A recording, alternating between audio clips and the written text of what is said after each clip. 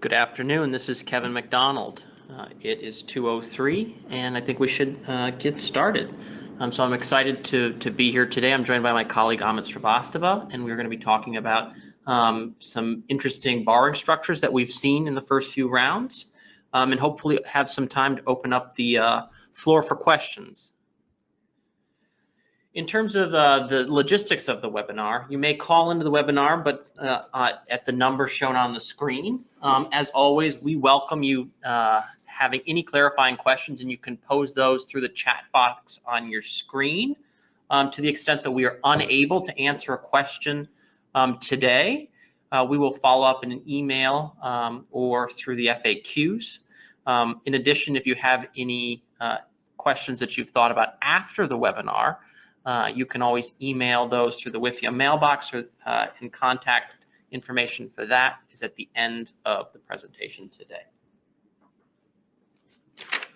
So let's talk about the agenda first. So I'm going to give you an introduction to the program. Hopefully, most folks on the phone are familiar enough with the program so that it'll be old news. And then I will turn it over to Amit to talk about the benefits, and then at a high level of using the program. And then we'll spend some time on case studies, including Miami-Dade County down in Florida, loans to Tualatin Valley Water District in the City of Hillsboro out in Oregon, and also the Silicon Valley Clean Water Authority out in California, and then a wrap up with a conclusion and then questions. So let's get going.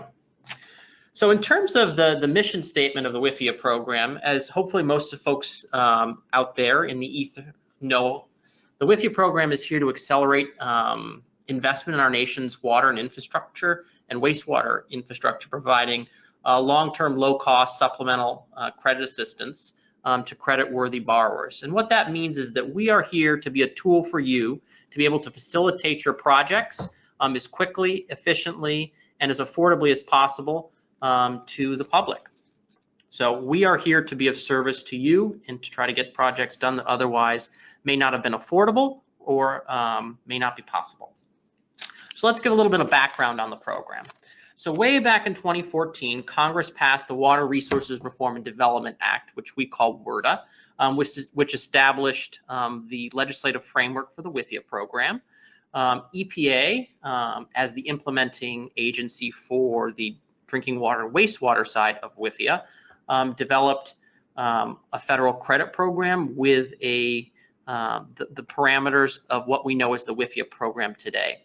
WIFIA was based on a similar successful credit program that we call our sister program at the United States Department of Transportation, known as TIFIA. So EPA was able to build on the knowledge that TIFIA developed over the years, and also incorporate some very specific innovations to be able to serve the water sector specifically.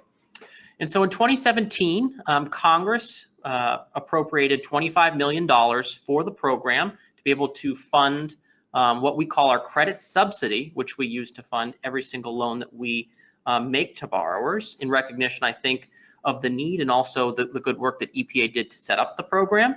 And we selected 12 projects to invite to apply for over $2 billion in loans. In FY 2018, we received $55 million, so a significant increase, and we were able to use that $55 million of appropriated money to invite 39 projects for $5 billion in credit assistance.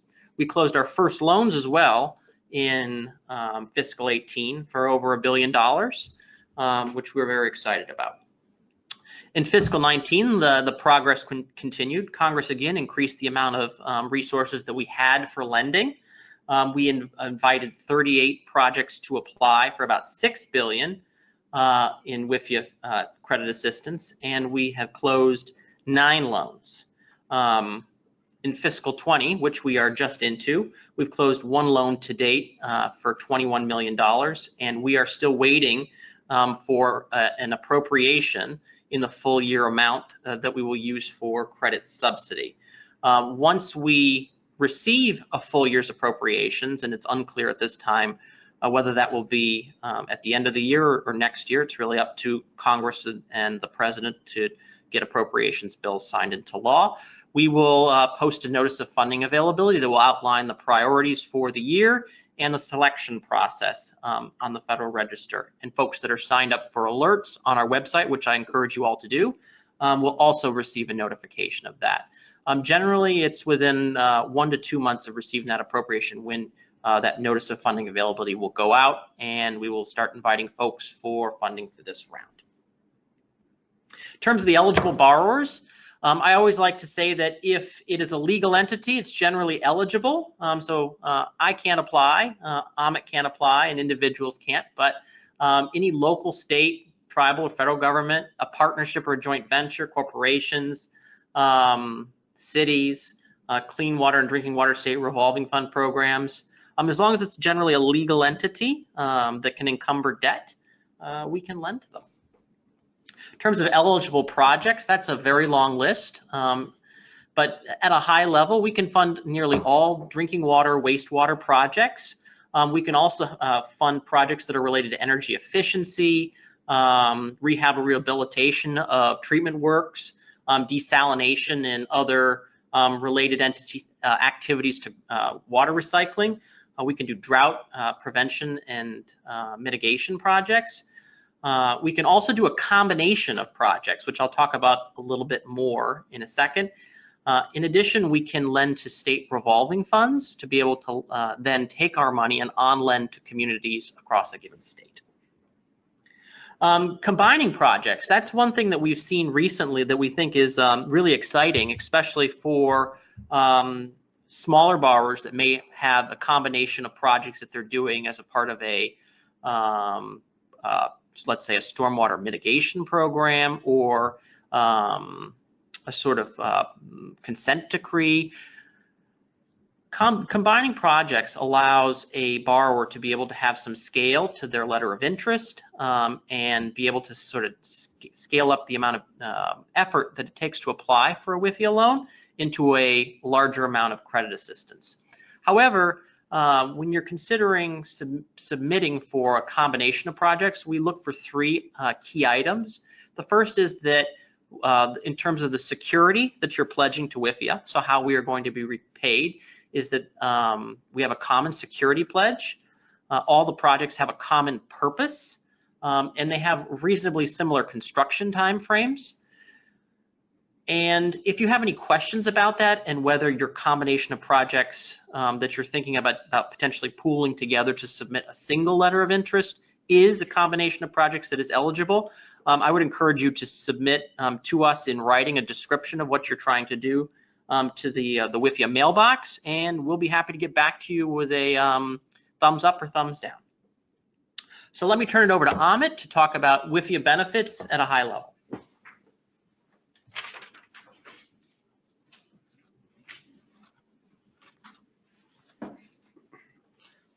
Hi, everyone. Thanks, Kevin, for letting me speak about the WIFIA benefits. So as the program continues to mature and finances more and more projects, folks are starting to become aware of the significant savings a WIFIA loan can provide. And what I want to do here in this part of the presentation is really get to the core features that drive the savings.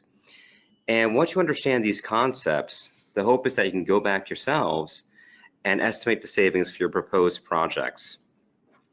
Do note that the concepts I'm covering are not all-encompassing, but they are the key elements that are driving the savings from this product. So a WIFIA loan provides interest rate savings. A WIFIA loan's interest rate is tied to the Treasury rate, which typically offers a lower rate than Muni bonds. And you can find the rates yourself on the Treasury Direct website at slgs.gov. Do keep in mind that when you look at that website and you're finding the matching maturity length on that website to figure out the interest rate, you should be using the weighted average life of the WIFIA loan, not the full tenor. And then add 1 basis point to that rate. In the graphic, you will see the U.S. Treasury yield curve alongside Muni rates with ratings ranging from BBB to AA. We don't have various rates for the Treasury curve because it is what it is. Whether a borrower has a BBB rating or AA rating, it has no impact on the WIFIA loan interest rate. Borrowers with lower ratings will see significantly more interest rate savings than highly rated borrowers. But as you can see from the chart, assuming a weighted average life of, let's say, 24 years for your WIFIA loan, the repayment schedule is taking advantage of deferrals and backloaded principal, you will still see interest rate savings for even the most highly rated bonds. The last key point this graphic demonstrates is shown in this post-premium 30-year box, this gray box on the right. Treasury bonds benefit from high demand and liquidity in out years, resulting in this flat forward curve behavior. You see from year 30 to year 40, the Treasury bond yield curve is flat. Now, with respect to muni bonds, you have something different occurring. In the short term, you have heavy demand and light supply, resulting in these very low yields. But in the out years, demand starts to shrink, and you notice an upward trend in their yield curves. And this intensifies the savings you get from a WIFIA loan when you desire an instrument, a loan that has a much longer tenor.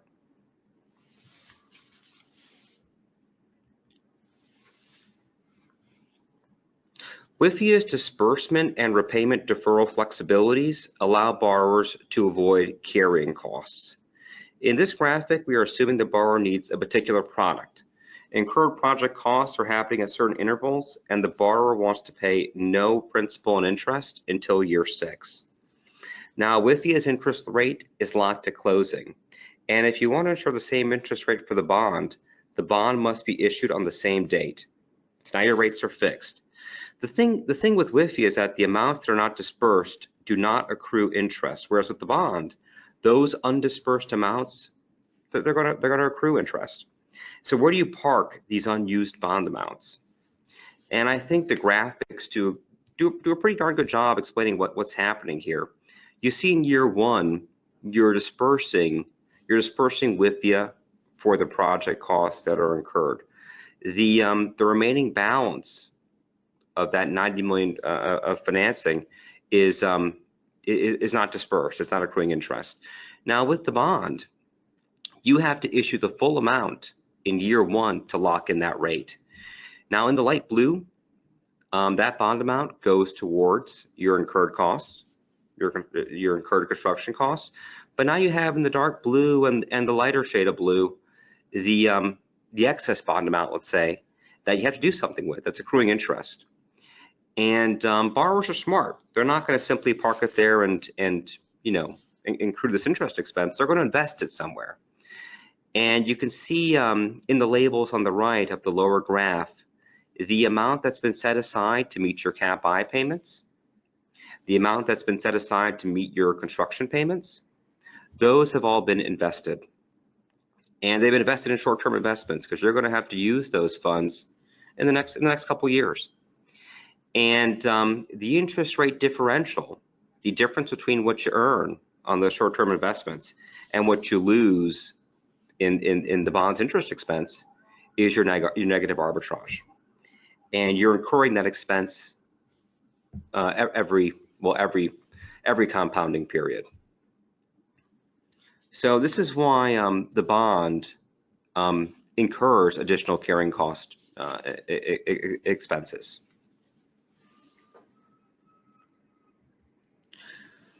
So let's take stock of where we are. We have talked about how WIFIA's lower interest rate and avoidance of negative arbitrage produces significant savings. So now let's actually displace 49% of the total bond financing amount and see what savings in our example would actually look like. And the two graphs on the right, you have the standalone bond financing. That's without the WIFIA included. And then below that, we assume that WIFIA displaces 49% of that total financing. Now the expected savings, and this is non-sculpted WIFIA debt, we're going to talk about sculpting in the next slide, is approximately 10.6% of the WIFIA loan amount. And we use these terms because the WIFIA loan amounts, they vary tremendously, borrower to borrower. So 10.6% of the WIFIA loan amount is the expected savings in this very, in this typical example that we see. So in this example, a $49 million WIFIA loan would provide a savings of approximately $5.2 million.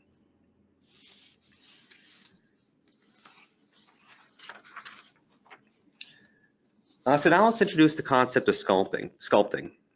In the previous slide, we saw how both the bond and the WIFIA loan demonstrated equal repayments starting in year 6.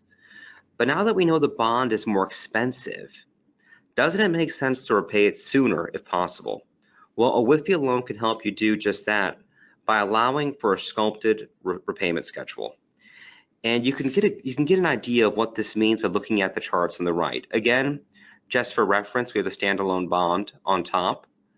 You now, in the graph below, WIFIA displaces 49%. But what's happening is the WIFIA tenor is still out to year 39, whereas the bond has been repaid sooner. And the key point to include in your analysis, and basically to understand this, you can actually, what's happening here is the WIFIA debt service is not really kicking in until much later in the repayment schedule.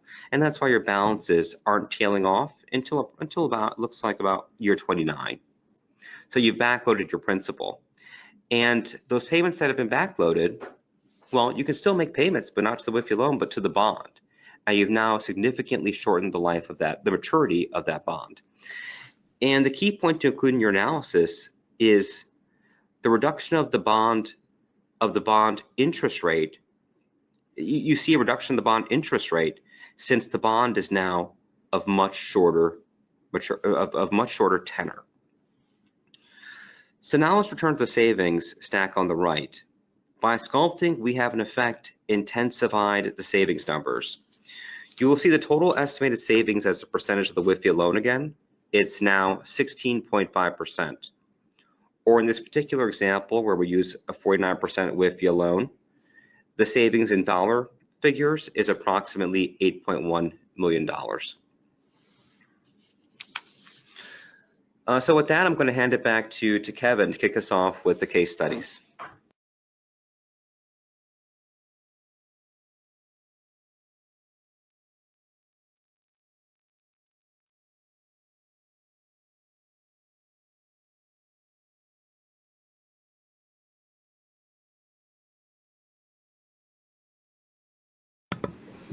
Okay, so the first one we're going to talk about is Miami-Dade County. It's probably the most straightforward of the three that we will be covering today.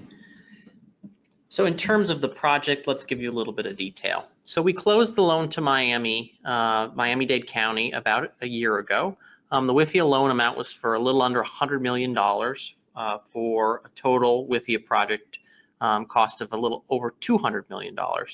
The Miami-Dade Sewer Authority serves Metro Miami, about 2.3 million people, so it's a very big service area. We actually think it's one of our largest borrowers in our pool.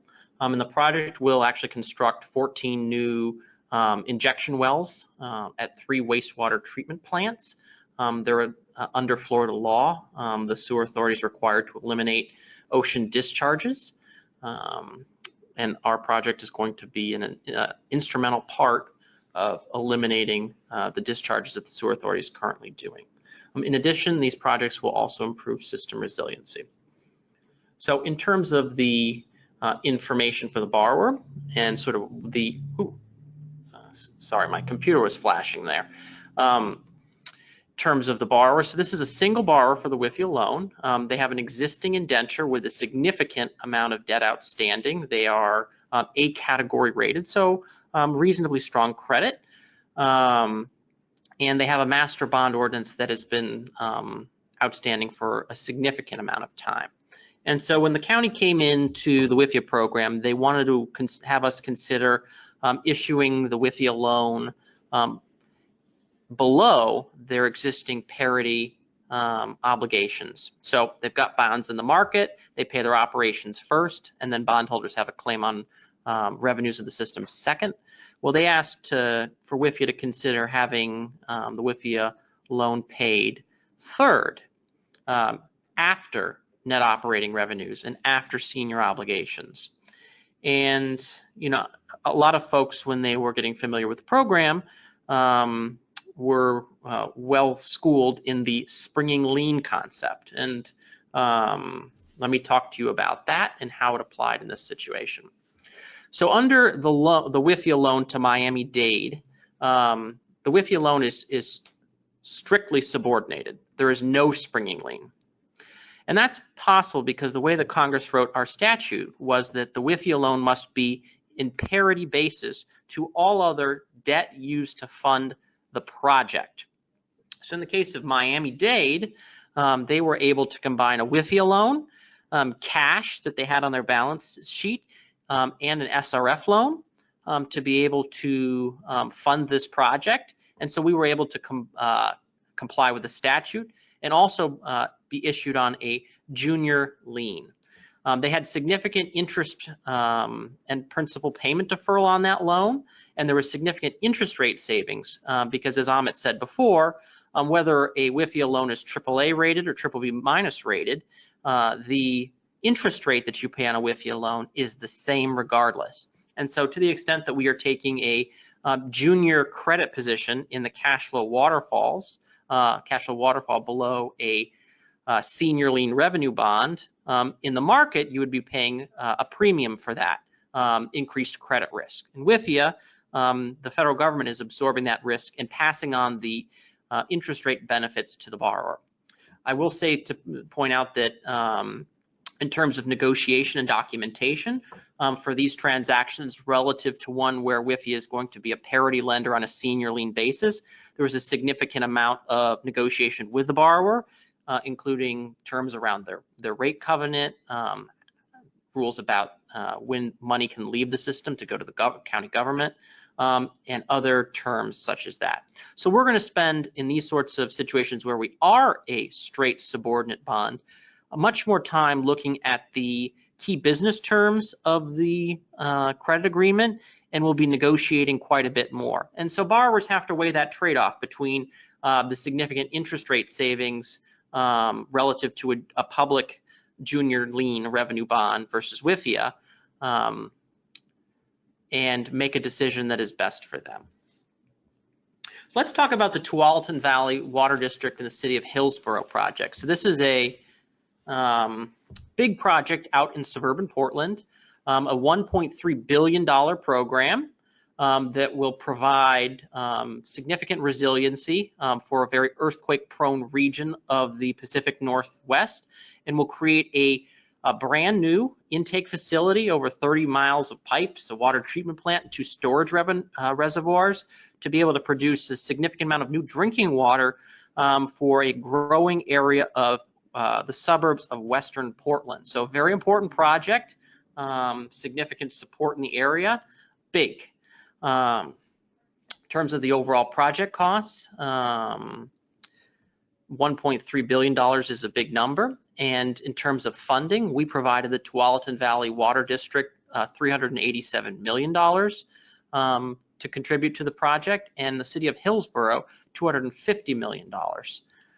So how did that work? Well, let's talk about that.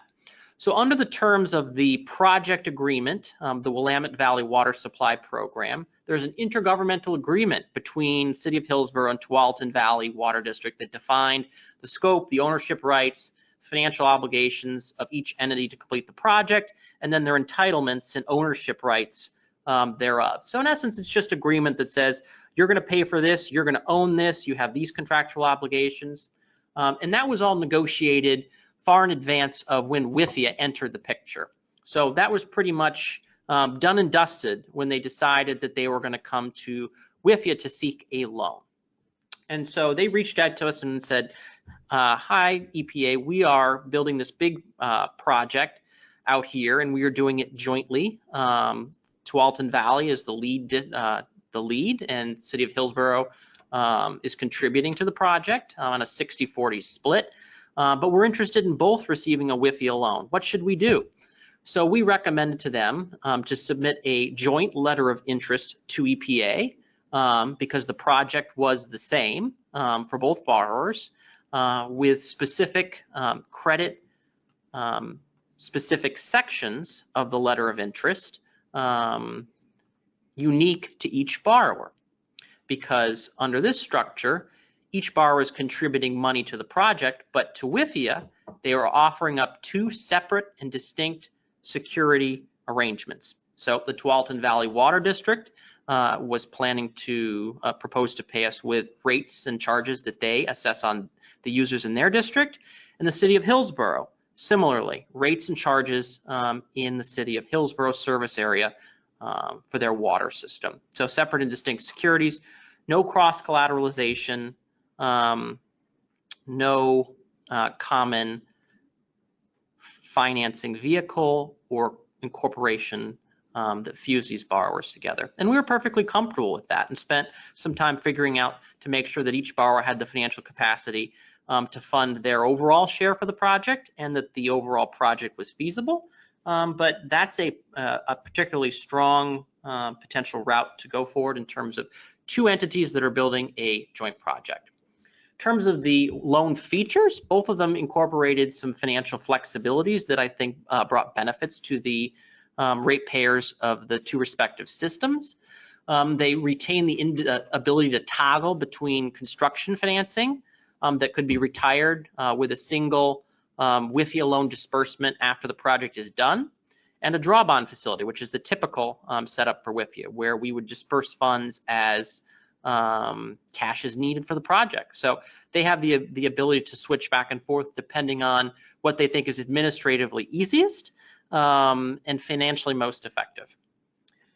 In terms of the second benefit that they brought, they had the ability to sequence revenue bond issuances to fund the balances of cost at will. So we allowed them draw authority per year, and to the extent that revenue bond costs are, they're quite low right now, if they want to defer drawing WIFIA to as a draw bond to later in the construction period, which is supposed to last through 2024, I believe, they can do that.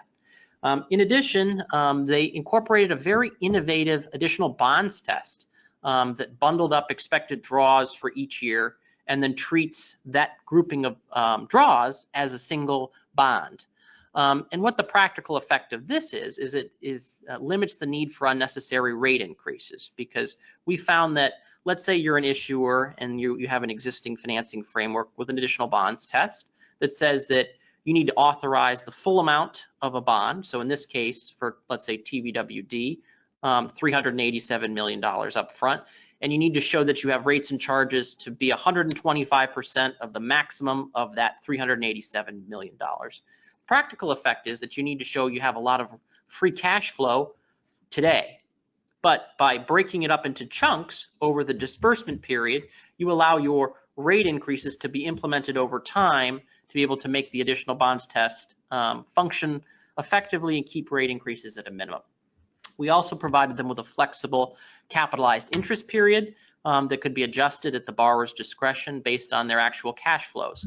So to the extent that, for example, the City of Hillsboro, the economic growth that we've been enjoying is continuing, they don't expect to need to capitalize interest to keep their rate targets on track. But to the extent we have a recession and they want to postpone some of those rate increases towards the right after construction is concluded, they have that flexibility to do so to make sure that they keep those rate targets on pace. And so we were, very happy to accommodate all four of those things in the loan agreement. The other thing that we thought was a benefit was the synergies of working together.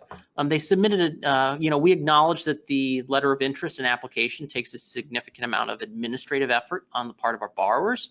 And so by submitting one letter of interest and then one application, there were significant time savings from an administrative perspective of completing that application. The only thing that was different between the two borrowers, and they submitted independent sections for financing, which was section D under the letter of interest and application.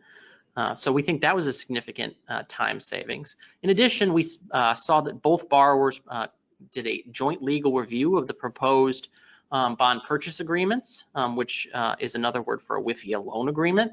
And each of them helped facilitate the other's review. So when we were asking questions about the rate setting structure at TVWD, TVWD was able to help Hillsboro put together answers, and when there were some questions about the sort of legal terms of being a federal loan, vice versa.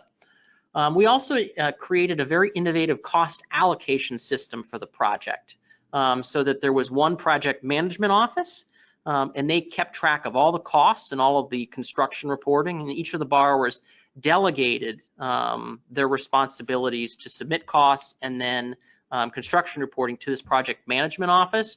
And so we were receiving documentation on costs that then the borrowers can requisition against through a very centralized source that was easy to monitor, easy to manage, and gave the borrowers comfort that to the extent that they wanted to draw down money, we had the documentation we needed, and that the project reporting compliance that goes along with the WIFIA loan was being satisfied. So we thought it was a really great project and structure, and would encourage folks to consider it. Now I'm going to turn it over to Amit to talk about his loan to the Silicon Valley Water District.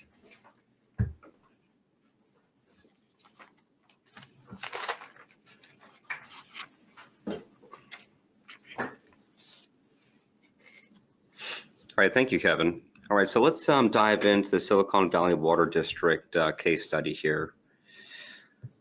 Some background about the project. The project name was called Rescue. It's the Regional Environmental Sewer Conveyance Upgrade Program. The loan amount was $218 million. The total project costs, $517 million. And the population served was about 225,000 folks.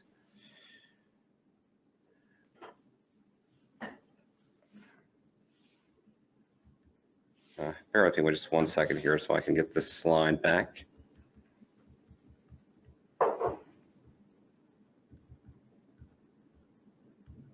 There we go. Well, apologies for that.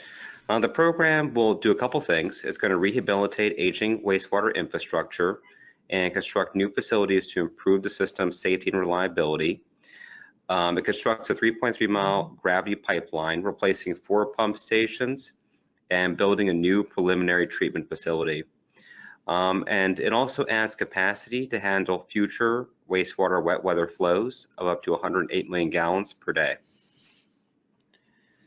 So the project seems, more straightforward. When we get to the legal structure, we start to see complexities.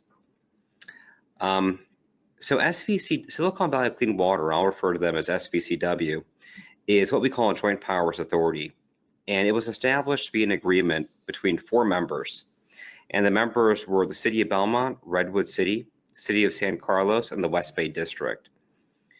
SVCW's commission is represented by each of these members. There are 4 members, and their votes are proportional to their share of SVCW's operations. The authority is charged with providing wastewater transmission, treatment, and disposal services to each of these 4 members. And each of these 4 members are contracted to pay their proportional share of the costs, including debt costs. And these cost specifics are documented in two key places. There's the JPA agreement and also the financing agreements between each member and the JPA, which specifies the financing costs and details the debt obligations. WIFIA, when we did this transaction, WIFIA was listed as a third-party beneficiary in these financing agreements, giving WIFIA the ability, alongside the authority, to enforce its rights under these agreements. But the agreements, WIFIA was not a party to the agreement. The WIFIA loan agreement was between WIFIA and the JPA. So getting back to the financing agreements, within each of these agreements between the members and the JPA. The members detail their payment priorities, their various responsibilities with respect to the outstanding debt, etc.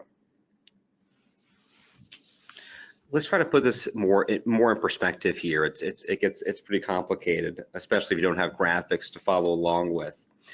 Here's what a JPA structure may look like. And what I want to demonstrate here is the ability for the structure to accommodate various payment obligations and various different revenue streams. Each member has its own source of revenue that is being pledged to repayment. You can also see that obligations, you can also see that WIFIA's payment priority is different among the members. Take a look at member 4. Member 4 is paying WIFIA after senior obligations, while the other members in this example are paying WIFIA as a senior obligation. Additionally, reserve funds are funded only by certain members, not all of them. And if you look at those flow of funds, the obligations in those flow of funds are different. So we're accommodating various entities that have different set of needs.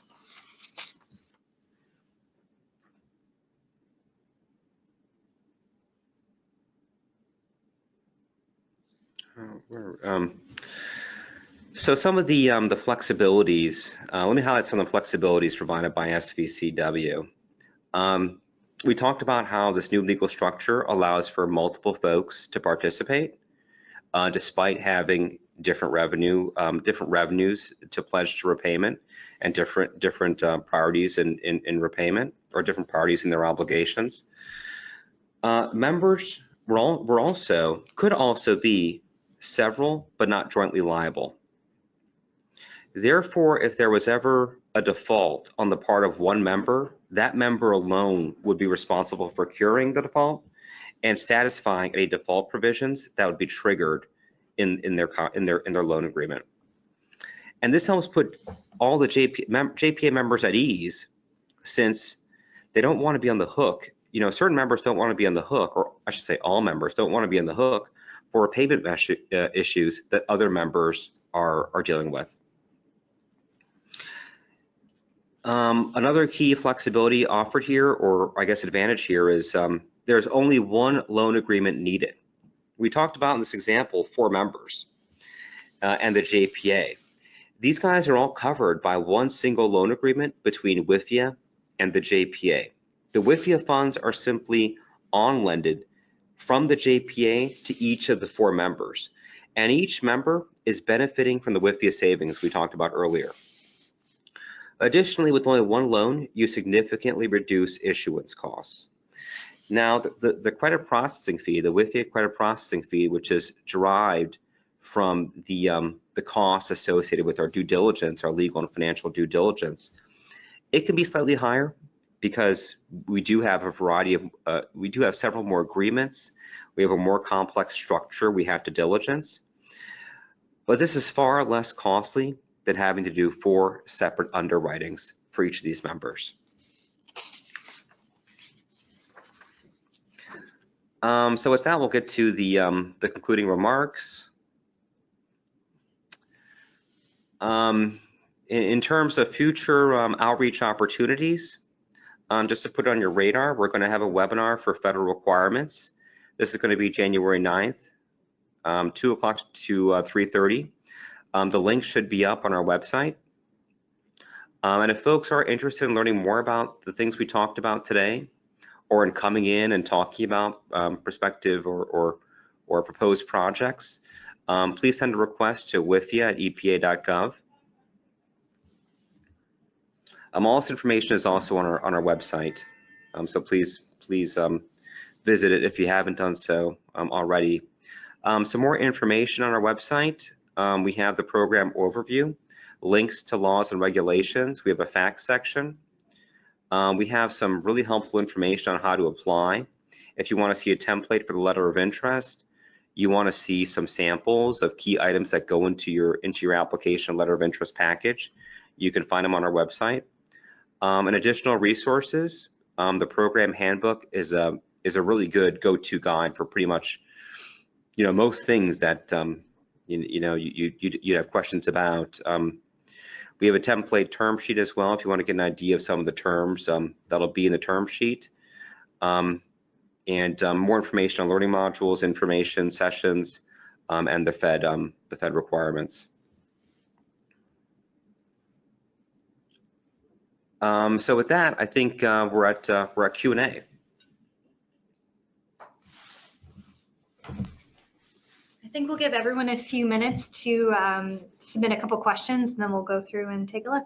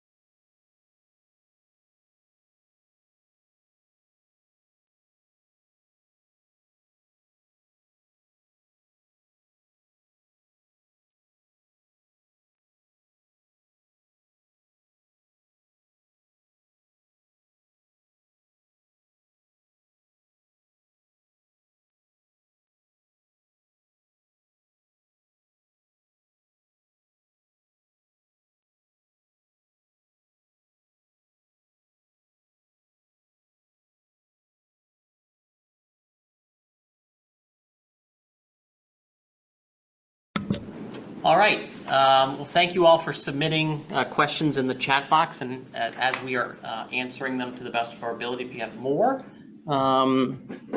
please send them along. So in terms of a copy of the presentation is posted on the WIFIA website, so folks can just, go on there and pull it down and download it and do whatever they want to do whenever they'd like. There was a question about WIFIA and how it's organized. So WIFIA is run out of Washington, D.C., and all of our staff is located here. We do have in-person outreach sessions across the country regularly, and we try to visit regions that we haven't done so recently.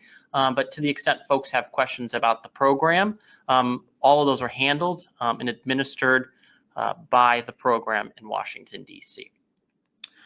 We got a question about subordination in detail. So let's be perfectly clear here.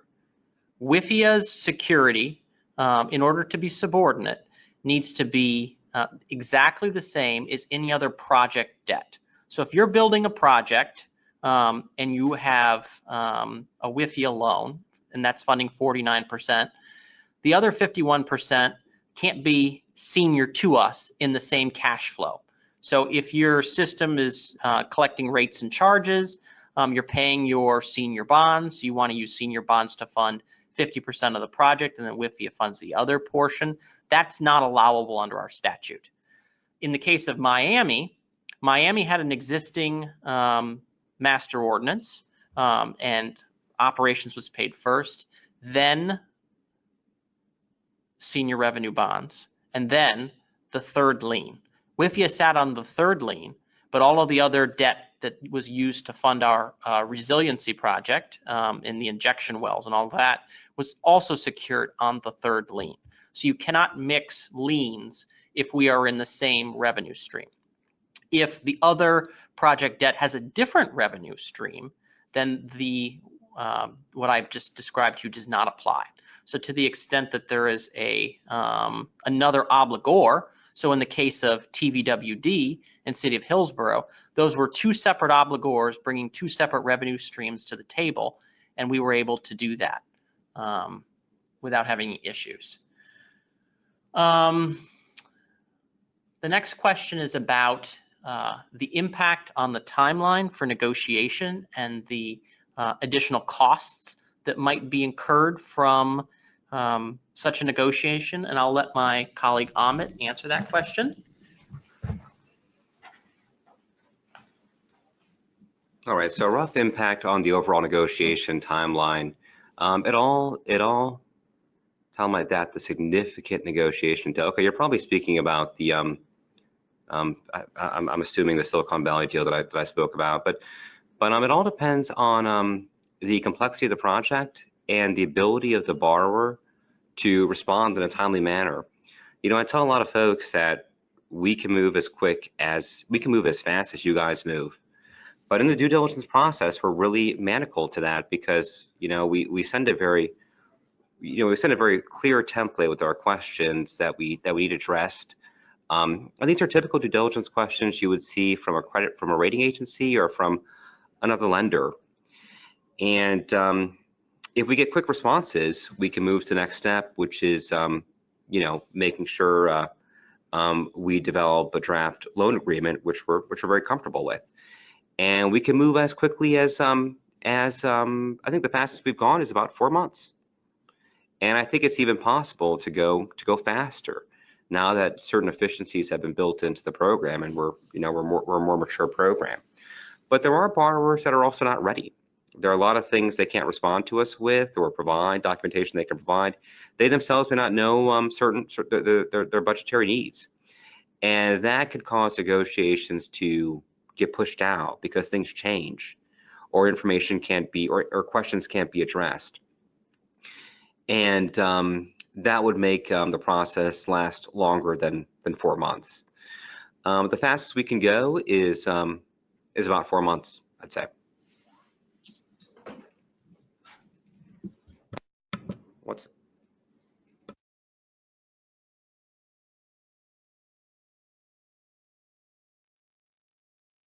So we received a question about timing of disbursements and the 49%. It's a good question. So let's just talk briefly how a WIFIA loan is sized first. So we spend a lot of time, and our engineering team does as well, looking at the project budget to make sure it's reasonable. And to be able to validate that, we asked for pretty detailed cost estimates on how a borrower has put together the project budget, including the construction costs and all of that to sort of roll up into the overall project budget. And the reason we do that is we size the WIFIA loan to 49% of reasonably anticipated eligible project costs at closing, including contingencies and things like that.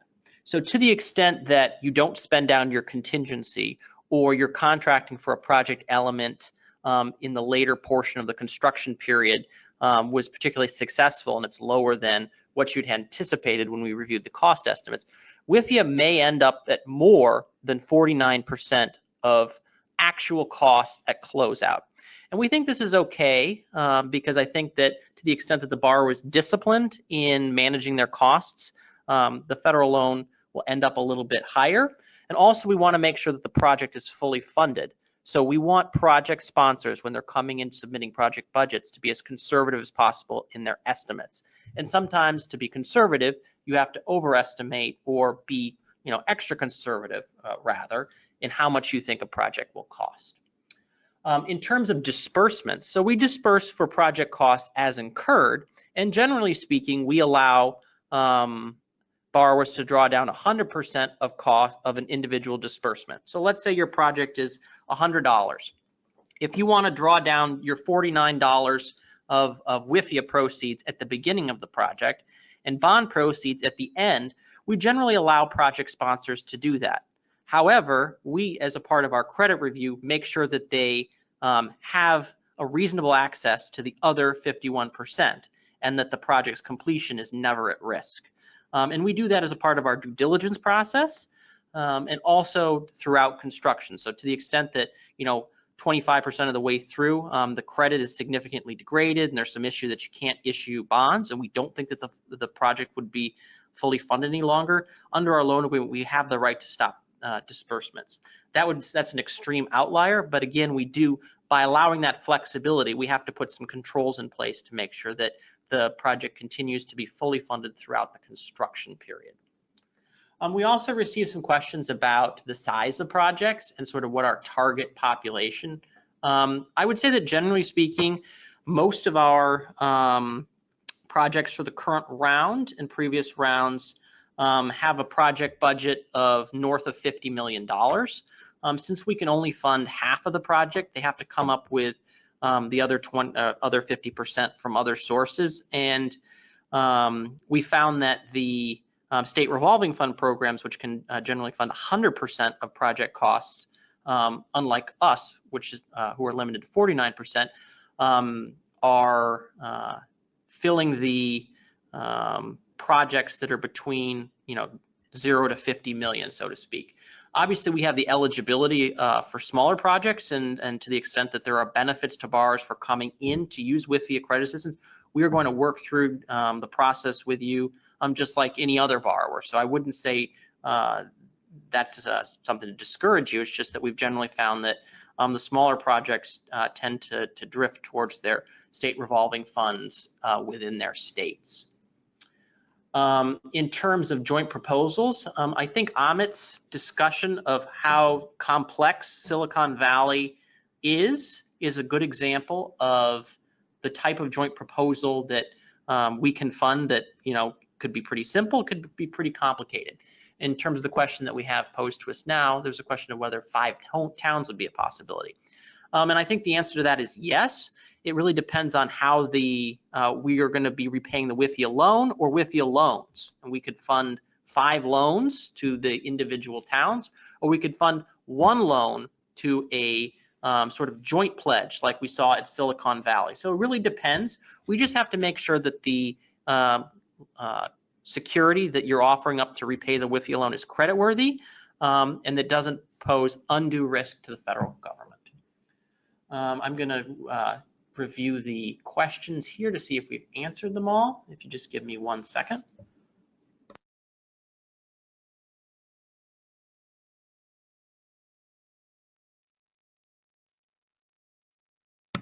So we got a question from folks about disbursements and construction delays. So generally speaking, in order to close a WIFIA loan, we recommend that borrowers are able to proceed to construction quite soon after loan closing. But to the extent that during the construction period, a project is delayed due to a lawsuit, we would probably stop our disbursements if it threatened the project's funding or the ability legally to proceed. And so it would push out the construction time period. Our loan agreements have a concept of development default. So when a borrower submits an application, they tell us when they think the project is going to be done and when the benefits to the public are going to begin to accrue, so that we can be assured that the federal investment is actually benefiting the public. And they estimate, let's say, a 5-year construction period. We require in our loan agreements that the project be completed, usually a year or 18 months after that estimated substantial completion date of the project, to be sure that the project sponsor is diligent and work is proceeding. And so to the extent that there's delays that don't sort of impact the development default date, when you have to have your project done, the construction schedule can slip and the disbursements would slip. But it really depends on the parameters of what a potential delay would mean for the project. And if it means pushing past that development default date, you would have to come back to us and we'd have to negotiate out how to handle that in a one-off situation.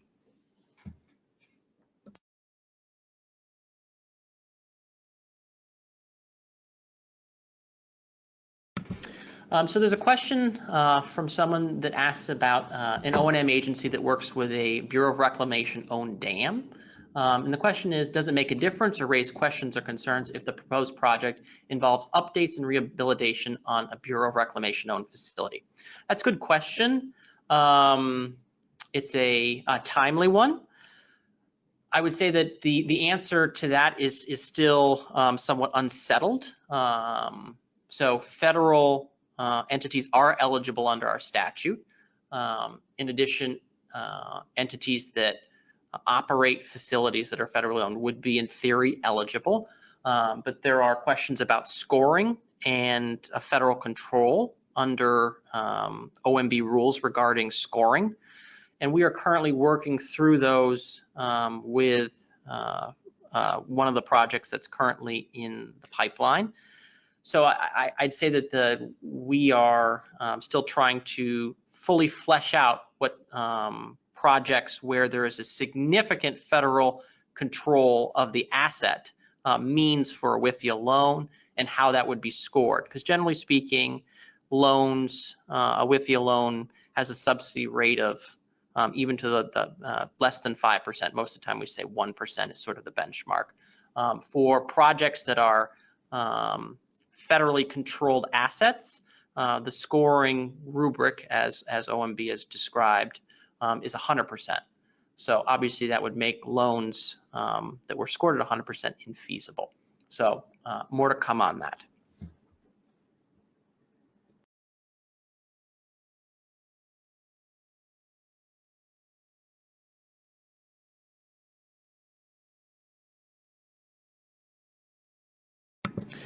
We have a question about the timeline for fiscal 2020 and asked for a bit more detail on how how long it will take and what those details will look like.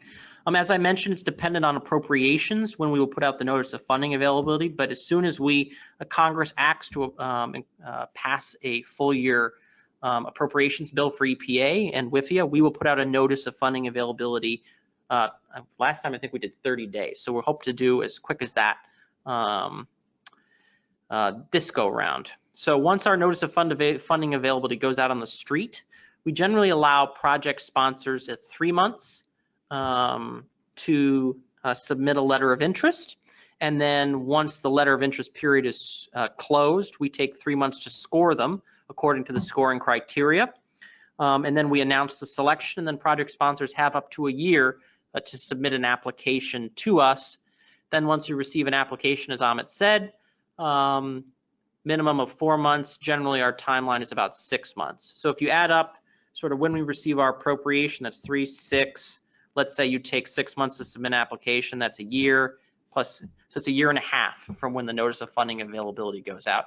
If you take a 6 months to submit an application, and we take 6 months to negotiate out the loan. We found that some borrowers, including TVWD and City of Hillsboro, sped up their application submission dates considerably by referencing back to their letters of interest, and we're encouraging everybody to do that. So to the invite, you are if you're invited to apply, if information in your letter of interest accurately address something in the application, because they're largely, in terms of structure, redundant. In detail, maybe not so much. The application is supposed to have more detail, but to the extent that something is redundant or you think you answered it, folks have been referencing back to save time, and we've been able to shave down a number of months. And we've also been trying to give guidance that the application, unlike the letter of interest, is simply a tool for us to get information to do our credit and legal and financial due diligence. And so to the extent something is not completely finalized, maybe will change during the negotiation process, we're saying that's fine, note it and get the application in so we can start our process and sort of consolidate that time frame to get it as tight as possible.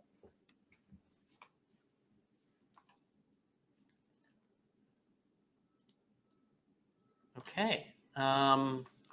If we don't have any more questions, I think we will wrap up.